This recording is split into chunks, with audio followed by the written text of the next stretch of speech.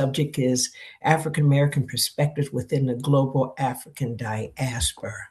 And our facilitator, Dr. Bola Fashola, will share with us about that. Before we do anything else, I would like to take a moment of silence in honor of Reverend Jesse Jackson.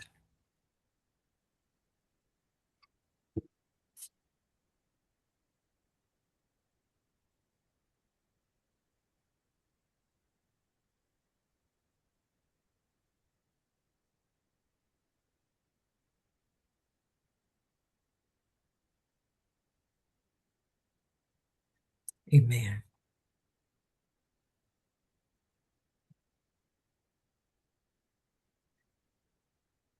Dr. Bola Fashola.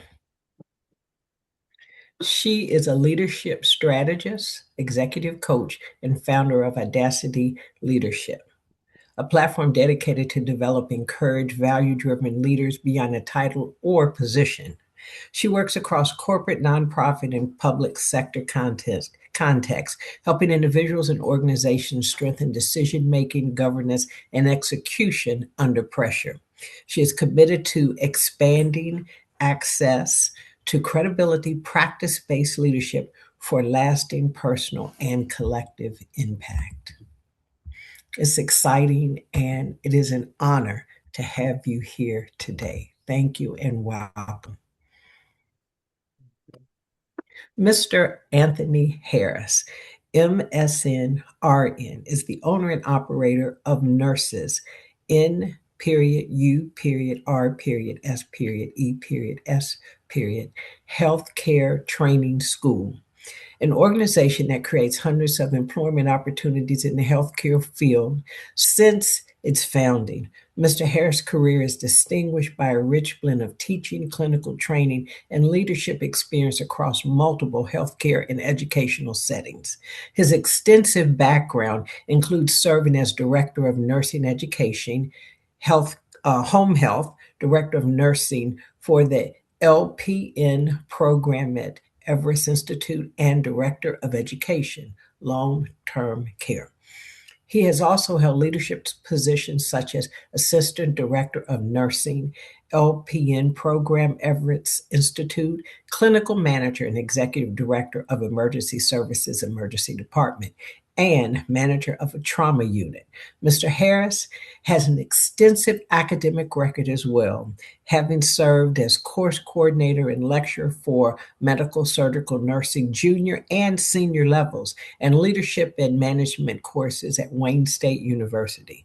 Additionally, he has served as clinical professor for registered nursing and nurse aid programs at Henry Ford Community College and South University, as well as lecturer and clinical instructor for LPN programs at Everett Institute and Detroit Business Institute. Welcome, Mr. Harris. It is an honor to have you here. And I'm telling you, it is a privilege. Thank you. You could be anywhere doing anything. So thank you. The honor is mine.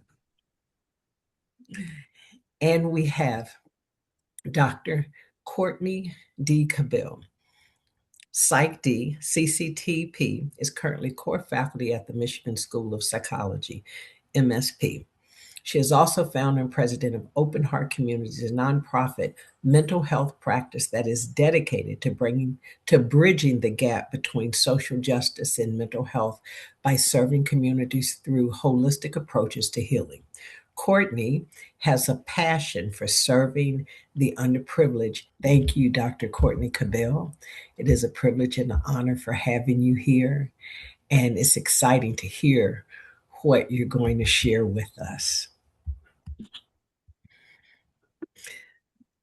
Dennis A. Brown Jr., MA, ABA, TLLP, is a third-year doctoral student at the Michigan School of Psychology, where he founded the Michigan School of Psychology Publication Interest Group. His research interests are the effects of intergenerational trauma on Black African Americans emerging adults. He is passionate about advocating for his community through research and understanding intergenerational trauma, Black family systems, and cultural and societal implications the Black experience. So welcome, Mr. Brown. Thank you for sharing with us. Thank you for being with us. It definitely is a privilege. Thank And a little bit about your host. Myself, Dr. Lisa H. Fuller, is the CEO and CMO, Chief Medical Officer for Discern Life Consultants Health, international keynote speaker, published author, physician, specializes in psychiatry, and ordained apostle and a missionary. Dr. Fuller has led mission teams on the continents of Africa, Asia, Europe, and North America, including Panama, with focus on crisis, trauma, leadership development, and spirituality. Dr. Fuller has been recognized for outstanding leadership in global missions, presented with a distinguished servanthood honor, Master Teacher Award, and Humanitarian Award. Dr. Fuller is the senior pastor of Christ's Arms Reaching Everywhere Ministries. So, again, thank you. It is a pleasure to have all of you here. And now I would like to turn the discussion over to our facilitator, Dr. Bola Fashola. Thank you, Dr. Lisa. It's a pleasure to be a part of this august body, and I'm looking forward to a robust dialogue today. So our focus today is about the diaspora, as African Americans, as perspectives relative to being a part of the global diaspora. And so the focus really is what does the diaspora mean to you, and how do you relate to that? So we're going to try and go through a series of questions and discussion, hopefully, so that we get a sense of how you perceive, the diaspora, how you see yourself relative to being a part of the larger African global diaspora. So the first question I'd like to ask each of you, and anyone can go first, is when you hear the word diaspora, what does that mean to you? And relative to, of course, the African diaspora is what we're talking about here. What does that mean to you? How do you perceive that? How do you relate with that? And I'd like to have each individual go and answer that question. Who wants to start?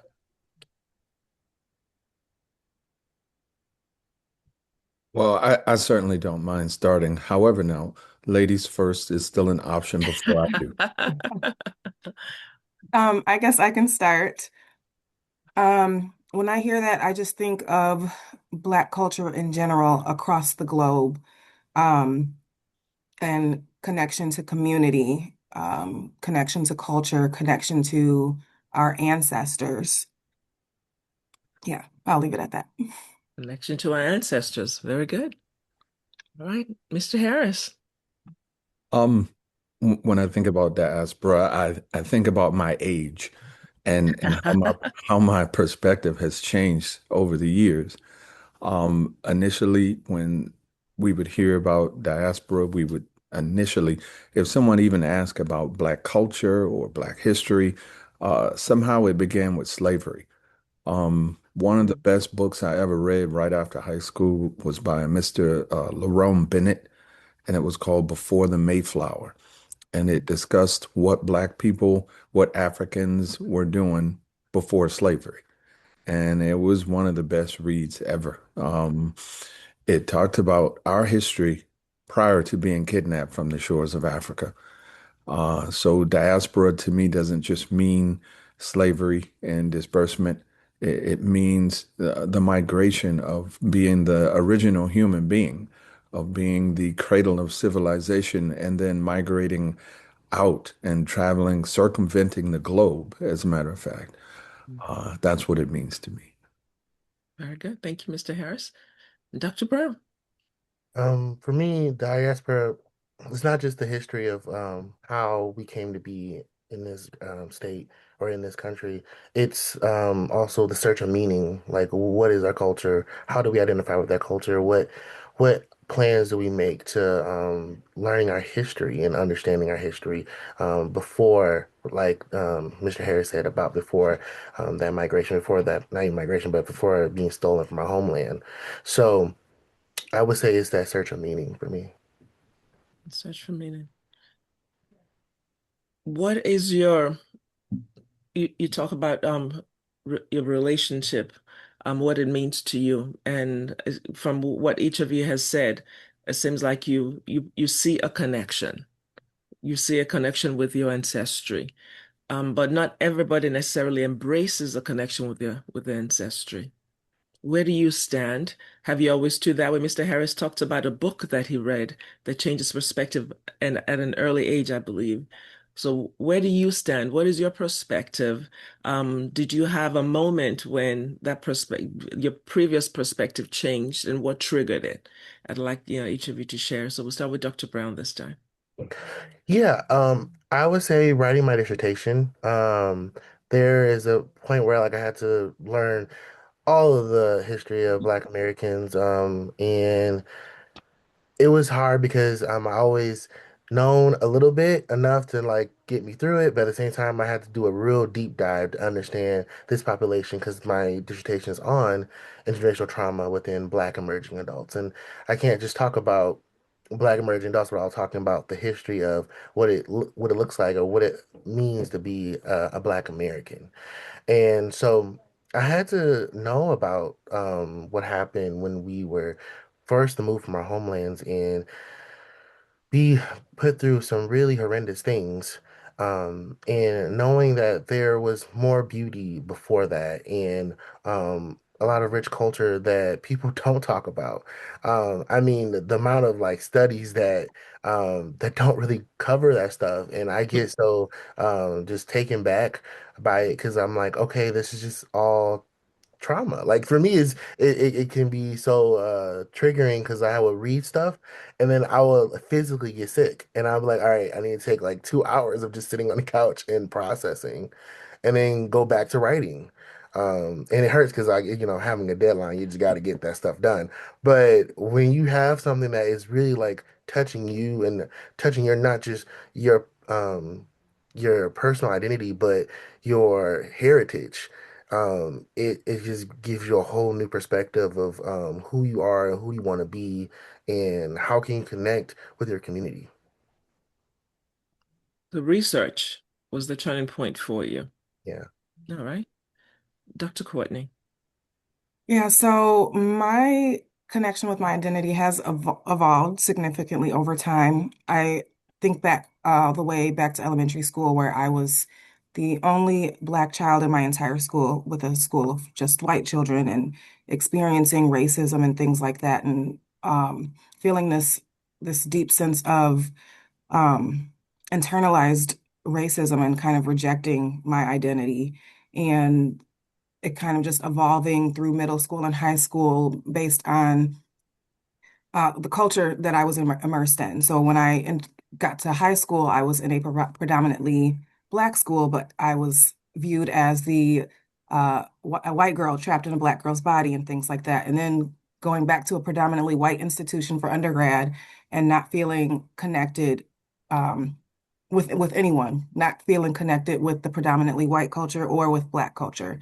Um, and I'd say I really began to embrace my identities when I got to grad school and in my master's program, um, which forced students to do a lot of self-reflection, a lot of thinking about your identity and your culture and how that will show up in the room when you're a therapist and how your identities will impact your client and how your client's identities will impact you and really just doing a lot of self-reflection and beginning to do research on my own.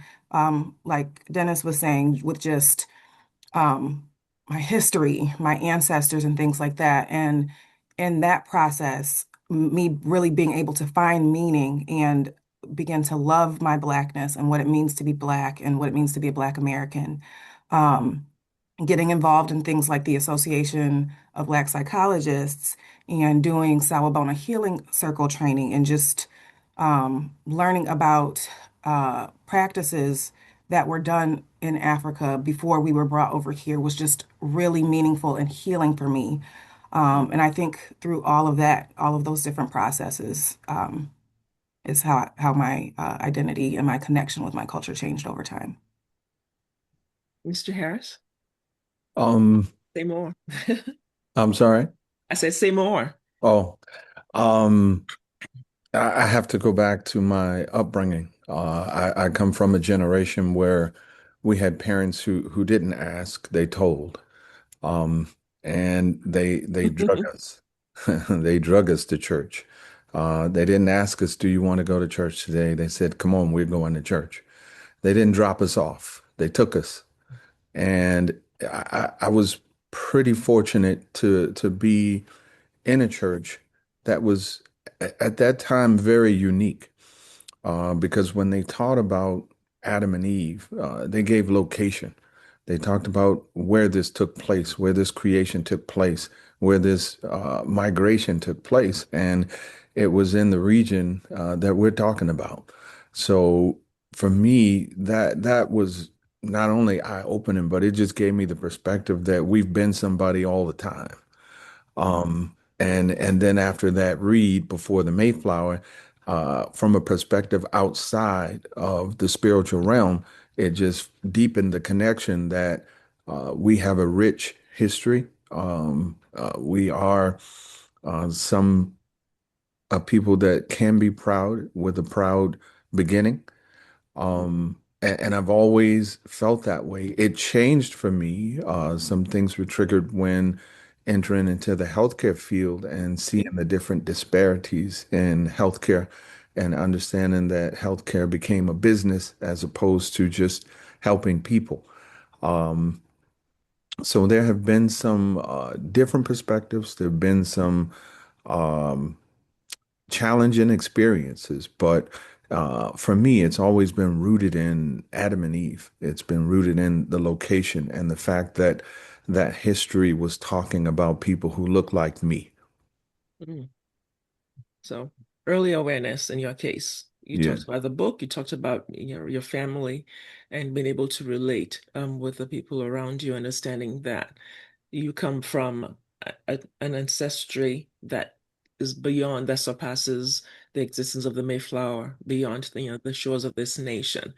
Now, and for Dr. Cabell and Dr. Brown, it sounds as if more when you enter into your professions, when you're doing research, I know I've heard your perspective and how it evolved. What would you say is the perspective or the people around you? Could be immediate family, extended family. What is their perspective relative to being a part of the African diaspora, the global African diaspora? What would you say, Dr. Brown? Hmm.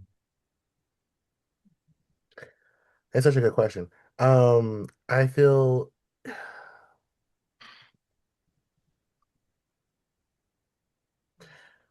can you restate the question just one more time?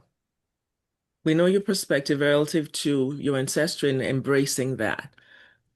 What do you perceive from those around you? Family members, extended family members, members of your community?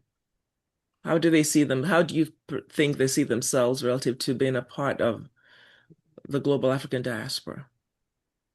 I think what I've received from them and what I've seen is support and communication. Um, I mean, going back to what I said about having that experience of reading all of this stuff and our history, and not the good, not just the good stuff, but the bad, having them to kind of lean back on and educate them, as well as hearing their stories, right?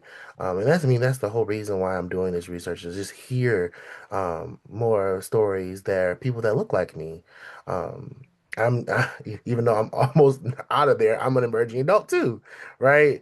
So I want to know about these perspectives about how that carry stress and weight of having this heritage is affecting us becoming or finding our identity. And so I would, me so not to be so silly, but I used to like play my video games, play Fortnite, and some of my friends would talk to me about their stories of feeling this stress or feeling this worry that they're not enough, that they can't nearly produce as much of their counterparts, whether it's in a master's program or it's in a the field of like working at like Nissan in a corporate environment, and it begged the question of like why are you comparing yourself to these other counterparts? What is this pressure that we have to feel like we need to do this? And I felt that pressure as well going into a doctoral program, right? Not just looking for people looking like me, but also trying to compare myself to people that don't look like me, trying to project something that was not something natural, right? Project that I was gonna be capable of being that exact same person or at least better. But the reason is of that is because there was a this internalized thing that I wasn't enough. And I think that was the thing that we were trying to figure out while on this video game talking of like we are why do we have this feeling of not enough, right? And with the research it shows that it's the messaging that we got, throughout the generations and how that is being pushed down on us to internalize. And I feel like us talking about these stories, Mhm. is breaking that mold, right? Telling us that we don't have to do that, even though it has been, conditioned and has been pushed down on us to feel that way. We don't have to feel that way. So I feel And like what's that conditioning, if you don't mind? internalized oppression. Okay. Yeah. All right. Now, we're in an environment where there are many conversations that go on. And there are, as a matter of fact, many individuals of African descent who do not embrace and who do not I, associate or prefer to even dissociate themselves. You have groups that will say, I'm a Black American, don't call me an African American, because they don't associate with the African ancestry. What is your experience with that, Mr. Harris? Um, well, if I could go back and address your original question, which was what is Yes. the perspective of the people around me? Hmm. Um, how can two walk together unless they agree? Yes. And then also we've heard the wisdom of those who walk with the wise shall become wise. So Right. we reach, especially at this educational level, at this professional level, we surround ourselves with people who think alike. Now, at the same time, on our jobs or in our research, we welcome people who think differently because that's how we learn. Hmm. But my immediate circle, we think alike. Hmm. Um, some deeper than others, some with a much more broader perspective. Some who are on the negative and some on the positive. But at the end of the day, we're not enemies. So that helps broaden the education, that helps broaden the perspective. So I surround myself with people who are successful, people like yourselves, people who are trying to strive and accomplish for our community. So we are of the same perspective, so to speak. And even when we differ, we know how to differ. We know how to be disagreeable. Um, to your next question, please pose the next question again. There are groups of people or individuals who choose to dissociate themselves from the African ancestry.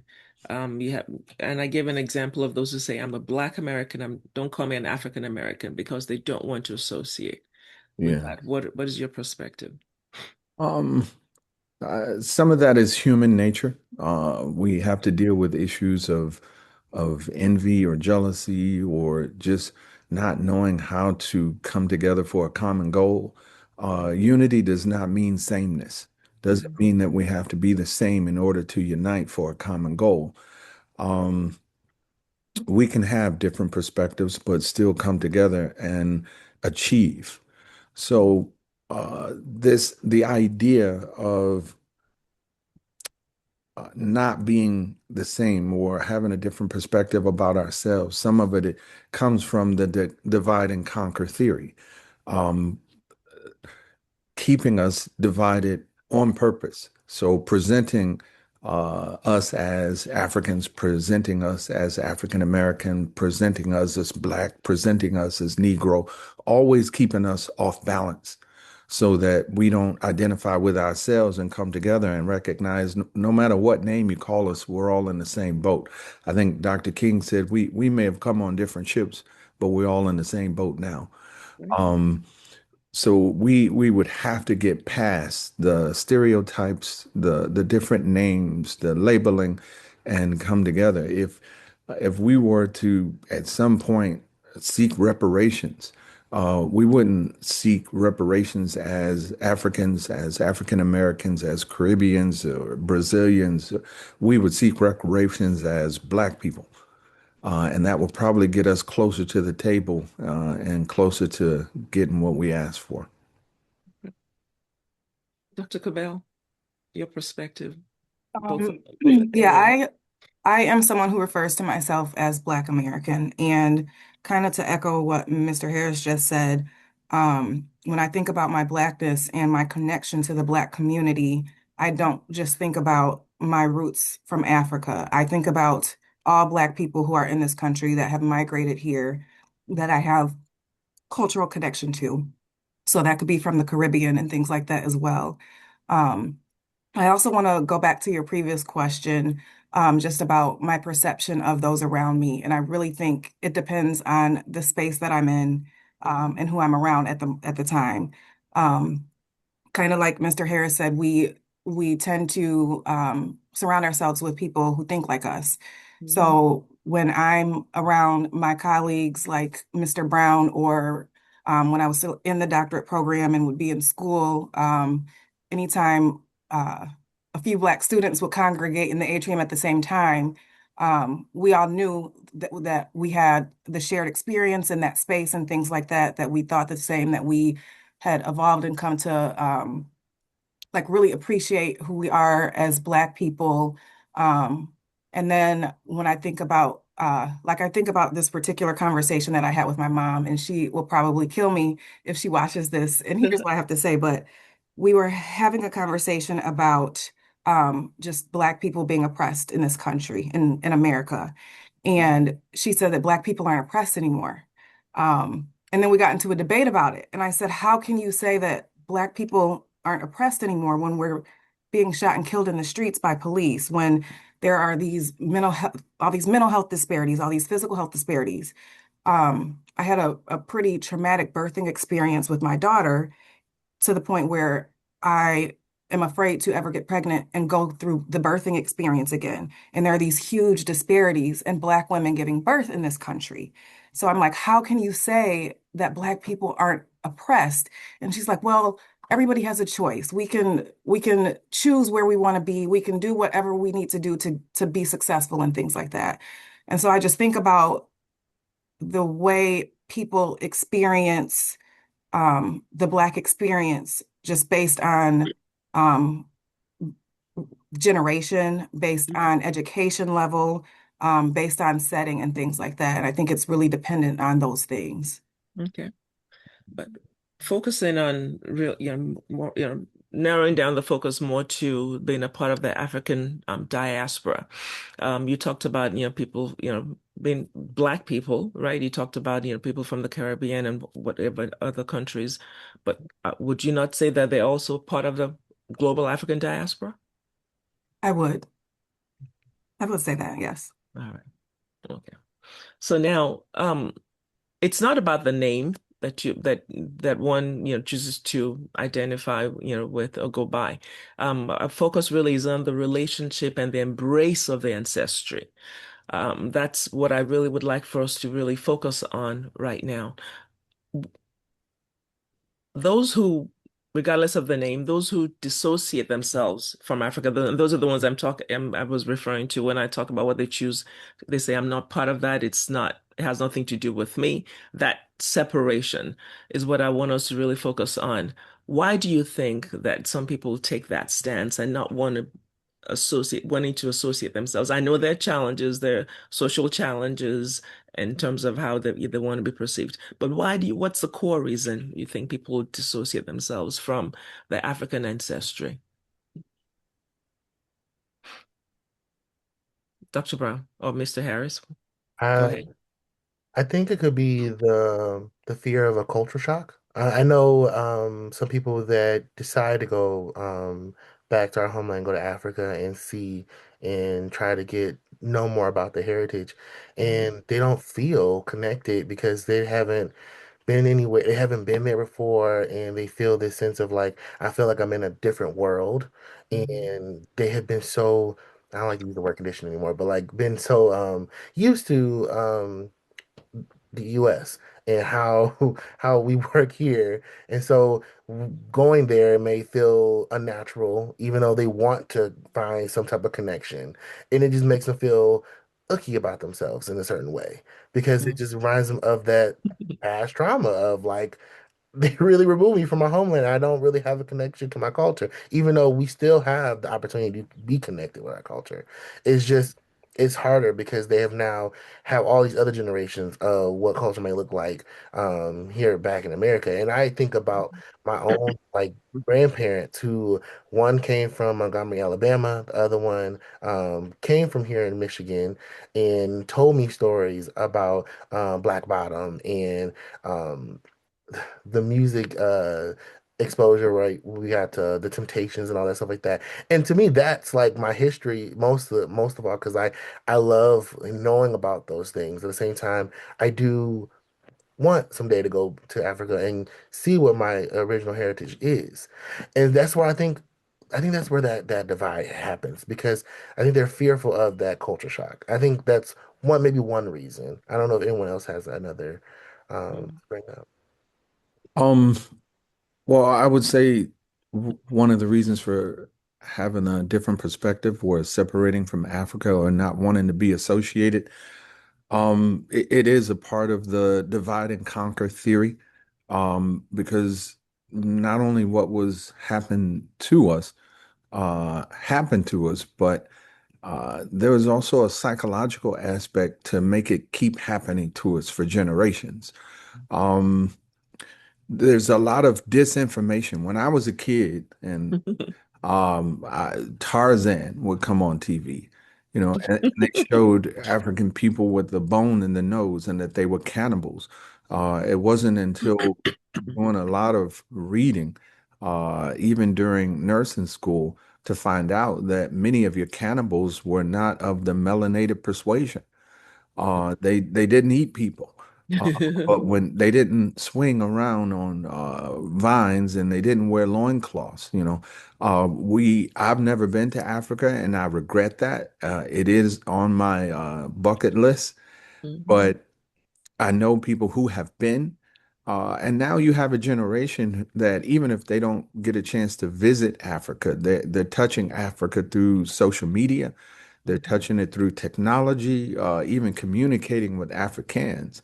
Um, I think the perspective, the disinformation is what has caused us to have this separation. So we have to kind of put it out there that it's not what you've been told. When we see pictures of Africa now, that there are cities in Africa that look like New York and Chicago, and they have militaries that everybody in the military looks like me or darker, and you have airports and you have sophistication and technology. When we talk about inventors, we talk about inventors individually, but collectively you have entire cities, entire countries who are ran by Africans, and then even going back in history, talking about the first civilization, the first democracy, where your doctors and nurses, when I'm in nursing school, they talk about Florence Nightingale, but when I do a little further research, they talk about midwives in Egypt. So, and didn't even being aware that Egypt is a part of Africa. So there's a lot of disinformation, some on purpose. There's a lot of media control that causes us to still be separated, and we have to get out of that mindset. And I'll just say this lastly, it is too easy for us as a people, American and African, to discount each other and to tear each other down. As soon as we hear anything, well, he has a baby out of wedlock. Oh, I can't listen to him. I can't hear him. And we discount. However, now we'll go and vote for somebody who has 34 felonies and put him back in office. Disinformation is a key weapon. Um, divide and conquer, I definitely would agree that that plays a key role because I think awareness or lack of awareness is significant. Interestingly enough, well, perhaps Dr. Cabell and Dr. Brown might know I Show Speed, perhaps, or perhaps maybe not so, but heard of him. He recently did a tour of African countries, I believe 28 countries or so in Africa, and it was interesting to see the reactions of those who were watching his streams, and Yeah. a lot of people follow him. I think he has like, well, he had his 50 something million followers while during the tour. And it was interesting, fascinating to see people's reactions. People were saying, "What? I thought Africa was nothing but huts. Oh, they have, this, cosmopolitan buildings in Africa. They have this, they have that." And people were shocked. And there were some who were actually in tears because they were so shocked because what they were seeing by virtue of this streamer going around and showing them what he was experiencing was totally different from their expectation of what they had been conditioned to assume or believe. So my question then is, how do we change that?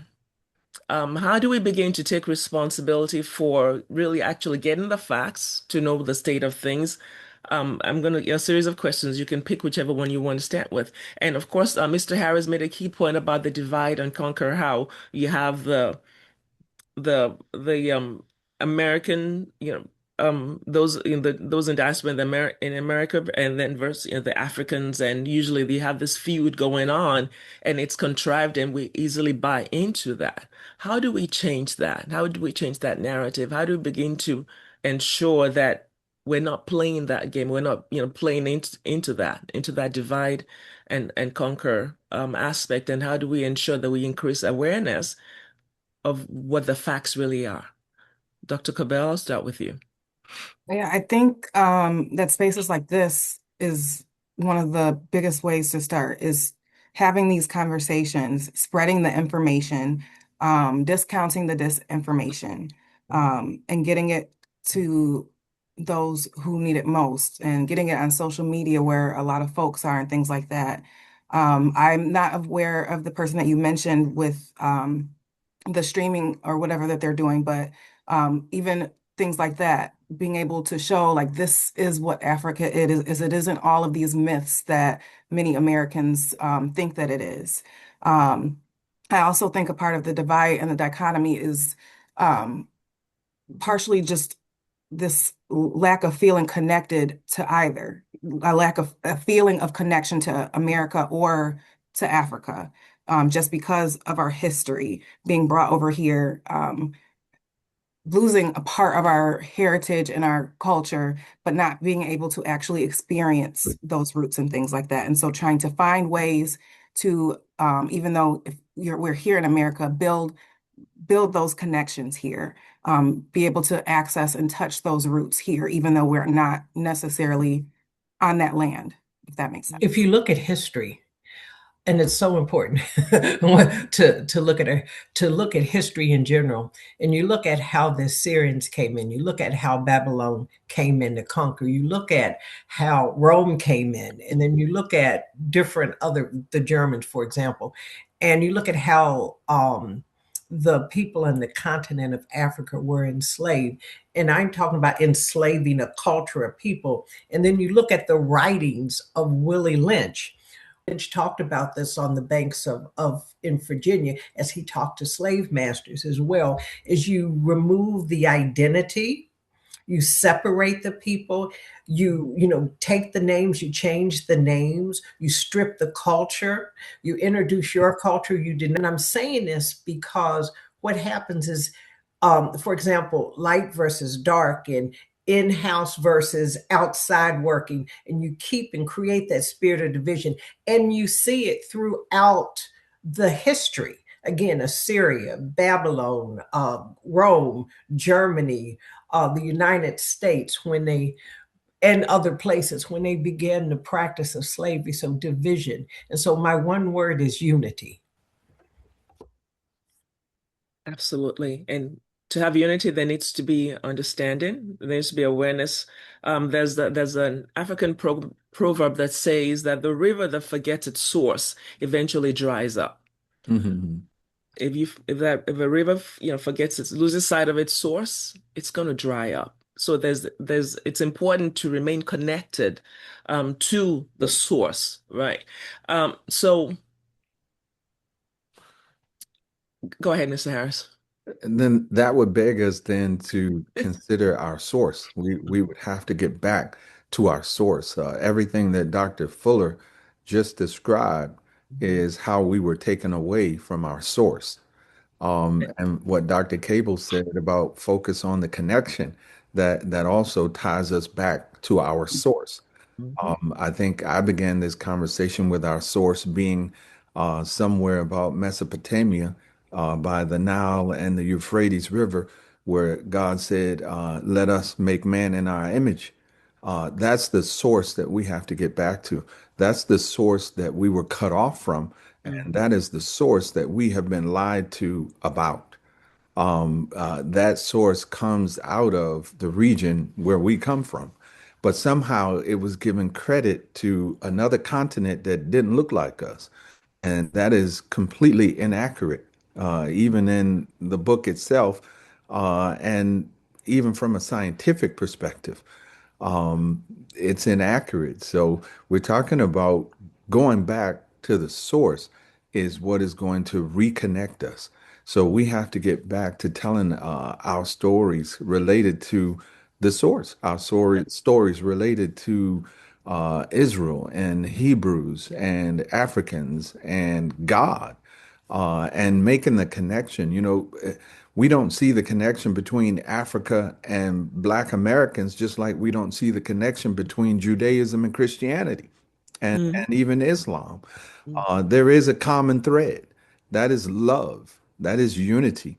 Mhm. And the distractions and the Willie Lynches and the division is what has caused us to not recognize our common thread anymore. We have to get back to that.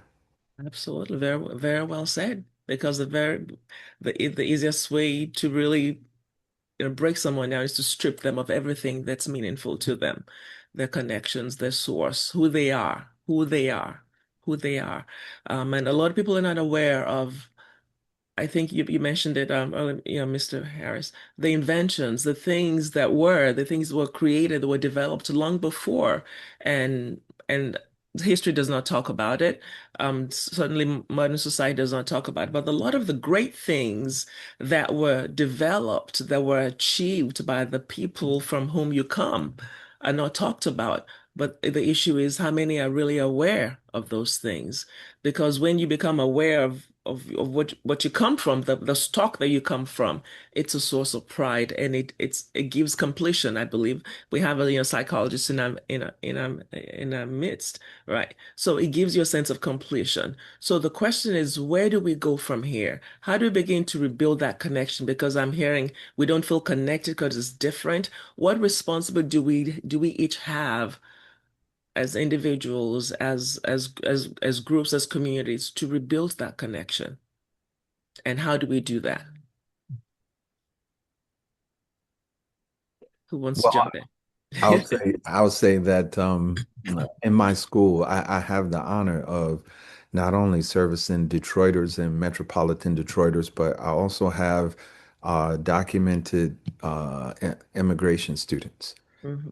I have students from all over the world who are now American citizens, but have a lot to contribute, even to this conversation. Mhm. Um, I have students who are from Africa and different parts of Africa. So just the opportunity in the classroom to dialogue with them and get the firsthand perspective of what it's like to be them and then what it's like to be us and then to compare. I think that's how we start. We find our commonalities. We find what we have in common and not be afraid to talk about it and not be afraid to disagree. So learning how to communicate with each other is where we start. And mutual respect being essential, Absolutely. to Yeah. Dr. Brown. I would say challenge ourselves, right? Challenge the things that make us fearful of wanting to learn our history. Go beyond what we already know and explore what we don't know, right? Kind of like what you were talking about with it took me a minute to figure out who you were talking about. But yeah, the streamer ISO Speed, being educated in that way, learning new ways to know about our cultural heritage, but finding ways to also appreciate the heritage that we've made, not just back in Africa, but we made here, and knowing that yes, we've went through a lot of changes, but we have a lot to look at, a lot to think about, a lot to process and move forward with, right? Still staying connected with that root. And I think the biggest way is, I guess, challenge ourselves going back or reading more articles and doing more research about these things. I think that's just the best way. So now I'd like to give individuals a chance to ask questions. Maybe have a question, please unmute, or a, a thought, a comment that you'd like to share, please unmute and share. Yeah, so anyway, I'm Pastor Franklin Twerk from Liberia. So I'm happy to be on the platform. It's very, very interesting because I'm the direct beneficiary of from Africa, meaning Liberia. And this is an interesting topic that we are discussing today. And meanings you see Africa, because I more often listen to news and see a bunch of the people in the Western world, yeah, they got a root in Africa. Okay, maybe for a typical example is the former U.S. President Barack Obama here from Africa. Africa got a great leaders that are in the U.S. or in the Western country, but the one thing what have here, they're not identified with their own country. That you got a kid, you got a children. What you need to do is to all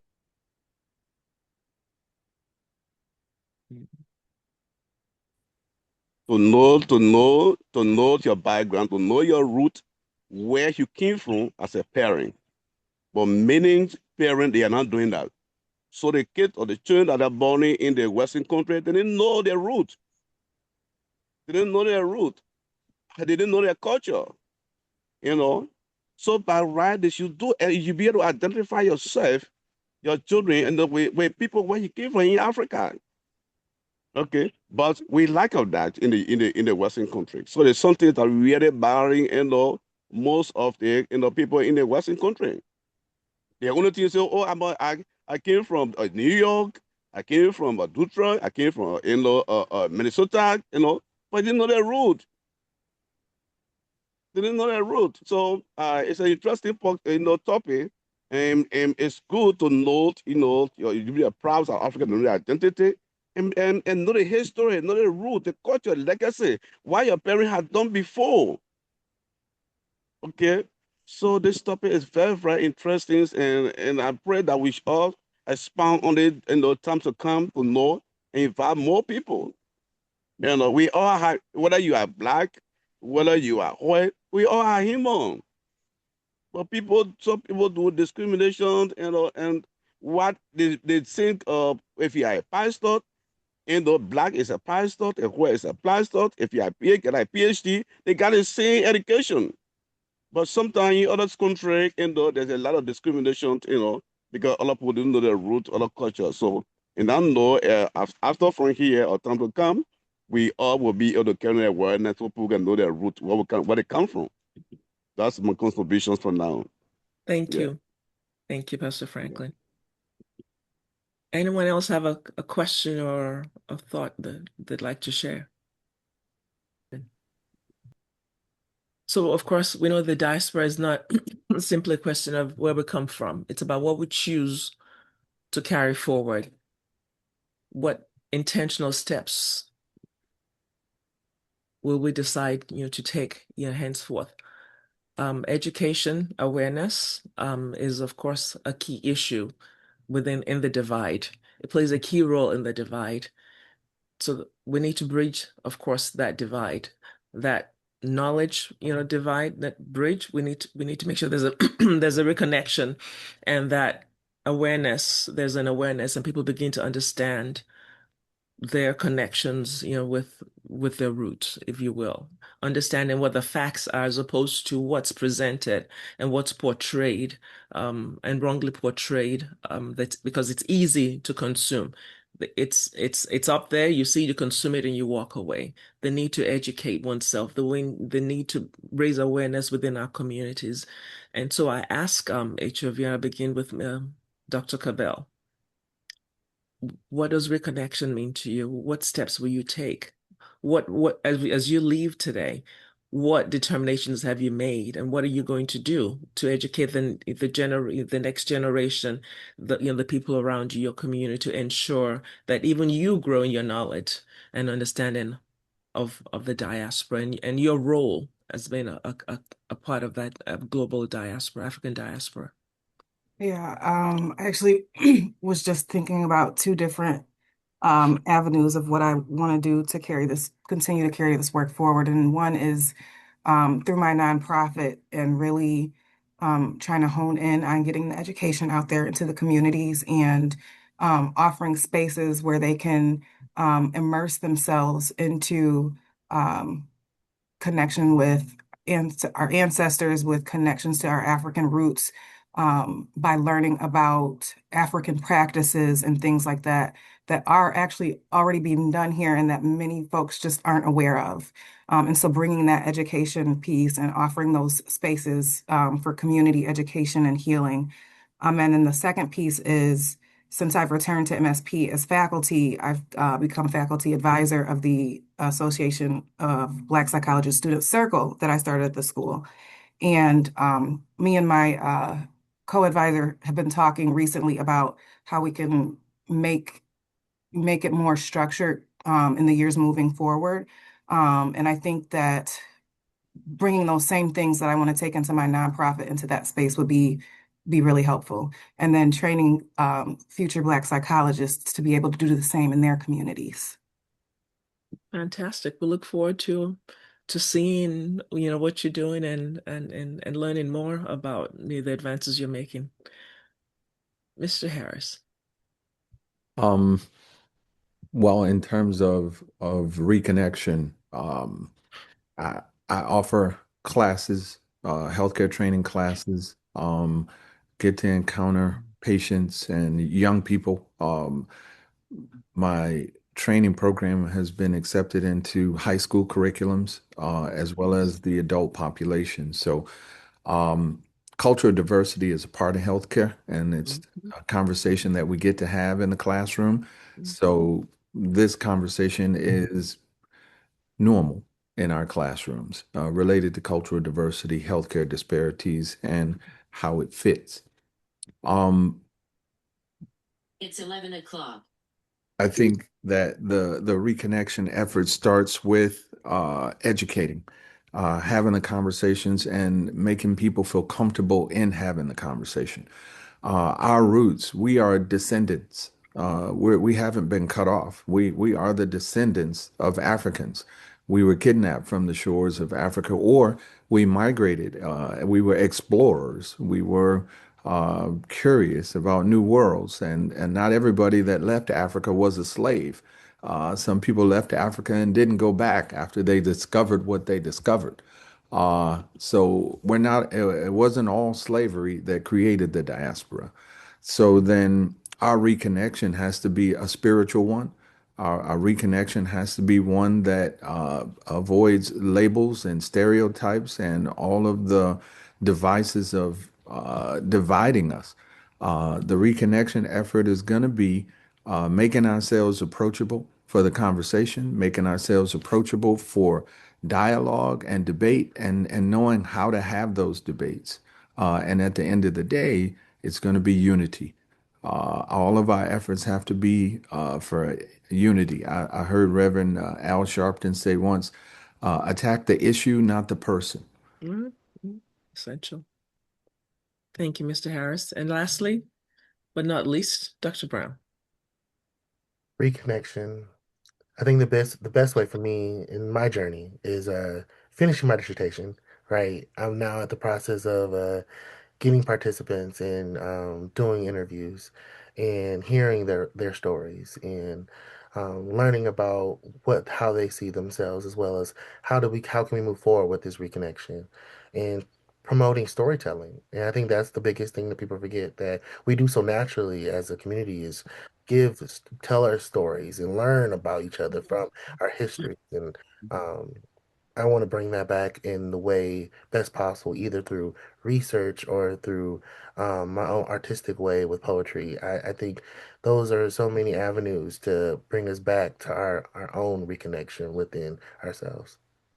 Very well said. And I thank you for the opportunity to facilitate this dialogue as we identify the things we each need to learn and unlearn. Thank you. Over to you, Dr. Lisa. I just want to thank you, extend just a heartfelt thank you to